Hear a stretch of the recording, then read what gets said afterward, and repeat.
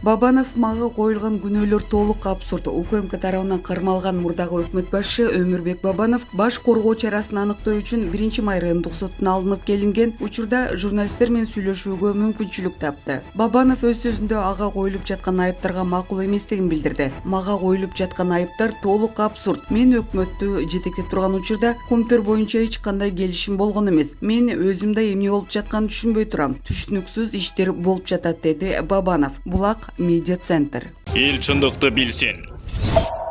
Өмүрбек Текебаев, Акылбек Жапаров шайтан, биз аны пайдаланышыбыз керек. Акылбек Жапаровду кумтөрдү улутташтыруу үчүн пайдаланышыбыз керек. Мындай пикирин Өмүрбек Текебаев Азаттыктын эфиринде билдирди. Анын айтымында кумтөрдү улутташтырууда Акылбек Жапаров сыяктуу адистер керек болот. Биз азыр кумтөрдү улутташтырууну негизги максат катары алышыбыз керек. Анан мурда кимдир кыргыздын зыянына иштеген болсо, анан жоопкерчилигин караш керек. Азыр биз эл аралык сотто жеңиш үчүн Акылбек Жапаров шайтан болсо да керек, деди Текебаев. Булак Медиа центр. Эл чындыкты билсин.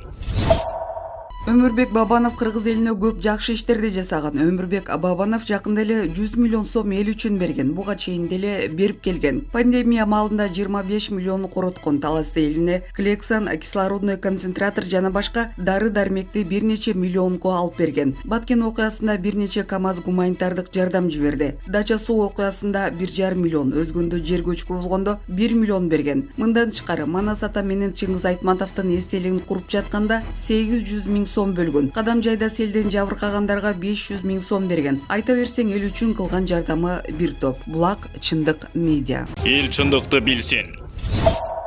Баткенде эл кырылып, өлкөбүздүн кайры бөлүнүп атканда коргоо министри менен коопсуздук кеңешинин катчысы Рахмондун маңдайында көк чай ичип олтурушту. Мындай пикирди коомдук ишмер Эмилбек Каптагаев билдирди. Мындан 4 жыл мурда Виолетта Скворцова деген белорусиялык 19 жаштагы спортсмен кыз жеңил атлетика боюнча өспүрүмдөр арасында Европа мелдешинде 1-орун алып, сыйлык тапшыруу учурунда Белоруссиянын гимни жаңырбай башка гимн ойной баштаганда пьедесталдан түшүп кетиптир. Анын бул жоругу катуу чуу чыгарып, уюштуруучулар гимн алмаштырып алган үчүн кечирим сурашып, эртеси сыйлык тапшыруу расмисин кайра өткөрүшүптүр. Ошол окуянын видеосун азыр көрүп деле көзгө жаш аласың. Кичинекей кыздын эрдигине суктанасың. Ошону менен бирге аттиң ай деп эрдиңди тиштейсиң. Ушул кичине кыз жасаганды быйыл биздин генералдар жасай албай коюшпадыбы? Баткенде эл кырылып, үйлөр өрттөлүп, өлкөбүздүн кайры бөлүнүп атканда коргоо министри менен коопсуздук кеңешинин катчысы ошол дүйшөмбүдө болчу. Болгондо дагы президент Рахмондун маңдайында. Ошол жерден тура калышып, кызыл кыргын үчүн жооп сурап, ОДБКнын катчылыгында бул маселени талкууланышын, агрессиянын токтотулушун талап кылып, сөздөр өтпөсө бурулуп чыгып кетүүнүн ордуна мурундарын тердетип, көк чай ичип отурушту. Баатыр күн сайын, саат сайын эле баатырлык кыла бербейт. Элдик мына ушундай тагдыр чечүүчү кыйчалыш кырдаалда жасалат, дейт Каптагаев. Булак Говорит ТВ.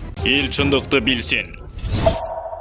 Скотт Перри кумтөрдү иштетүү жолдорун талкуулоого даярбыз. Центера Голд компаниясынын президенти жана баш аткаруучу директору Скотт Перри Кыргызстан элине кайрылуу кат жолдоду. Анда аталган компаниянын Кыргызстанга 3,4 миллиард АКШ долларынан ашуун инвестиция жумшап, айлана чөйрөнү коргогон. Коопсуздук шарттарды, эл аралык стандарттарга жооп берген алтын генин 34 жылдан ашуун иштеткени жазылган. Кумтөр ген басып алуу биз биригип курган нерселердин бардыгын жокко чыгаруучу жалган маалыматка жана жүйөсүз күнөөлөргө негизделген. Өкмөттүн негизсиз аракеттери миңдеген жогорку маяналуу иш орундарына, жүздөгөн кыргызстандык жабдоочулардын бизнесине коркунуч туудурат деп кооптонобуз, деди Скотт Перри кайрылуусунда. Перри кыргыз бийлиги менен кенди иштетүүнүн жолдорун ачык талкуулоого даяр экенин кошумчалаган жана алардын мындай сунушун Бишкек четке кагып жатканын белгилеген. Кыргызстан Кумтөр Голд ишканасына убактылуу тыштан башкаруу киргизген. Канадалык компания бул эки тараптуу келишимдерге каршы келери билдирген. 17 майда Бишкек Октябрь райондук соту Кумтөр Голд компаниясынын Кыргызстандын экология мыйзамдарын бузганы үчүн мамлекетке 261 миллиард 719 миллион 674 миң сом кенемте төлөп берүүгө милдеттендирген. 12 майда Акылбек Жапаров канадалык компания Кыргызстанга салык жана экологиялык санкция түрүндө 4 миллиард 252 миллион доллар төлөөгө милдеттүү экенин айткан. Центера Голд мындай дооматтарды четке кагып келүүдө. Булак Азаттык. Эл чындыкты билсин.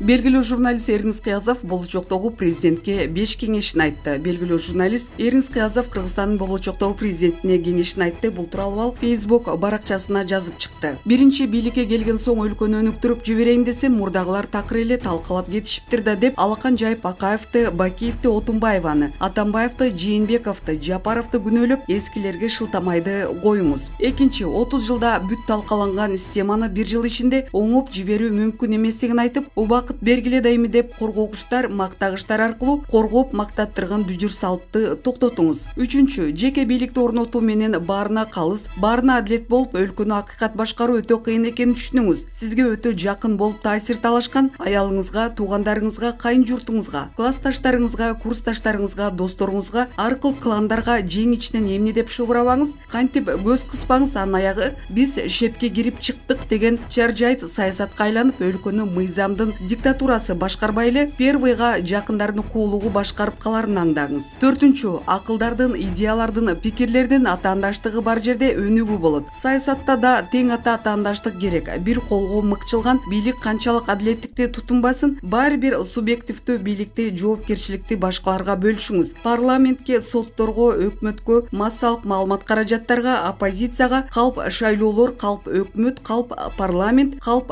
клон партиялар, калп соттор, калп оппозиция акыры барып президенттин башын жутат. А чын-чынына келгенде президенттик институту жөн эле бир насаат айтуучу, лента кесүүчү аксакалдык институтка айлантыңызда күчтүүлөр, акылдуулар парламенттик шайлоого катышып, ушул жактан татыктуу жеңип чыгып парламентке келе турган чыныгы парламентаризмди курууга жан үрөңүз. Бешинчи, бул бийлик кимдерден гана калбаган. Бийликке кимдер келип кетпеген, бийликти кимдер кармап көрбөгөн. Сиз да Кудайдын амири менен бийликке келесиз, анан кетесиз. Ар нерсенин сурагы болорун унутпаңыз. Эл чындыкты билсин. Текебаев Кумтөр ишине бийликтин аракетин колдойм. Атамекен партиясынын төрагасы Өмүрбек Текебаев Кумтөр иши улуттук ар намыс маселеси экенин айтты. Ал мындай пикирин Азаттыктын эксперттер талдайт берүүсүндө билдирди. Кумтөрдө акча гана эмес, кеп улуттук ар намыс, кадыр барк жөнүндө болуп жатат. Жеке компания келип алып Кыргыз мамлекетин, президенттин, өкмөттүн 20 жыл жетеледи. Мындан кийин дагы жетелеп жүрө береби же бир күнү токтот деп айта алабызбы? Бүгүнкү бийликтин мага жакпаган жери көп. Бирок Кумтөргө байланыштуу чечкин кадамдарга барып, улутташтырууга карай багыт алганын колдойм жана коргойм, деди Текебаев. Эске сала кетсек, Кыргызстан Кумтөр Голд компаниясын убактылуу өзү иштете баштады. Башкаруунун мындай формасы 3 айга созулуп, зарыл болсо дагы 3 айга узартылат. Булак медиа центр. Эл чындыкты билсин. Руслан Бекназаров Кыргыз элинин бир тууган Түркияга карата жакындашуусу 3-чү жакты катуу чочутту. Мындай пикирди активист Руслан Бекназаров социалдык баракчасына жазды. Орхан Инандын аман-эсен табылышын каалайбыз. Акыркы кездеги Кыргыз элинин бир тууган Түркияга карата жакындашуусу 3-чү жакты катуу чочутту. Ошол себептен бул окуя Түркияга болгон жек көрүүнү кандайдыр бир деңгээлде пайда кылуу үчүн болгон аракет деп ойлойм. Түркия мамлекети эч качан мындай ишке барбайт. Биздеги адептүүлөр жапа-тырмак Түркияны күнөөлөгөн билдирүүнү бере баштаганы өкүндүрөт. Бир тууган диндеш элдин ынтымагын каалабаган душмандарды аныктап алсак жакшы болмок. Түрк-кыргыз бир тууган диндеш эл, дейт Бекназаров. Булак Назар Ньюс. Эл чындыкты билсин.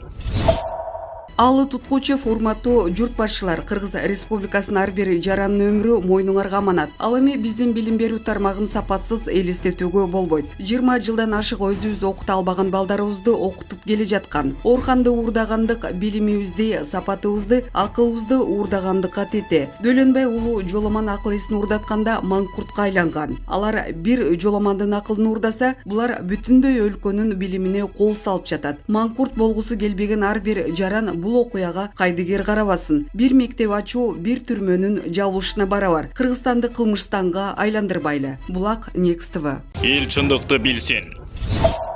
Депутат Тазабек Икрамов депутаттардын камакка алынышы боюнча маселе көтөрдү. Бул тууралуу бүгүн 2-июнда жогорку кеңештин жыйынында билдирди. Элдин арасында мыйзамдуулук боюнча көп наразычылыктар болуп жатат. Жаңы конституцияны кабыл алдык. Ошондогу 78-берененин 1-бөлүгүндө жазылып тургандай, эл өкүлү депутаттык ишине байланыштуу айткан ой-пикирлерине же жогорку кеңештеги добуш берген боюнча куугунтукталбашы керек. Депутат кылмыш иши үстүндө кармалганында гана депутатты жоопко тартса болот. Мыйзам бузуулар болуп жатат. Ким жооп берет? Мандаты бар депутаттарды кармаган органдагы жооп бериши керек. Алардын түшүндүрмө бериши зарыл. Мыйзамды сыйлабай, мыйзамды бузушту дейт Икрамов. Булак Назарнёвс. Эл чындыкты билсин. Баягы итти жумшайт, ит куйругун жумшайт деген мыскыл кеп болуптур. Бул маселеге пресс-секретарь эмес, мэр өзү жооп берсе болмок. Силер атайын көзөмөлдөөчү документти даярдагычы шаардын этегинен келип, шаардын башында жашаган кала тургундары үйүнө жөө барсынбы? Бир үйдө 5-6 бала чака мектепке жумушка каттайт. Алардын акыбалын ойлогон киши жок. Тапканын жол киреге берип олтура береби? Эми бааларды жогорулатуу боюнча эл итке минген кедей болуп турат. Мугалим менен врач 10 000 сомдон айлык алып жатса, силерге терсин сыйрып жол акы берсинби? Шаардагы пенсионерлер басымдуулук бөлүгү же 60%ке чейин 2-3 000 сом пенсия алат. Ошол акчаны бирөөңөр бир айга жеткирип көргүлөчү. Бааны көтөргүңөр келеби? Анда пенсия, пособие, бюджетниктердин айлыгын көбөйткүлө. Болбосо жол кирени көтөрүүгө министрлер кабинетте акыңар жок. Качанка чейин элди кыйнап, бааларды көтөрө бересиңер. Тамак аш, азык-түлүктүн баары жогорулады. Бизди эмне кактап шашлык кылып жейсиңерби дейт Жамиля Насирова өзүнүн Facebook баракчасында.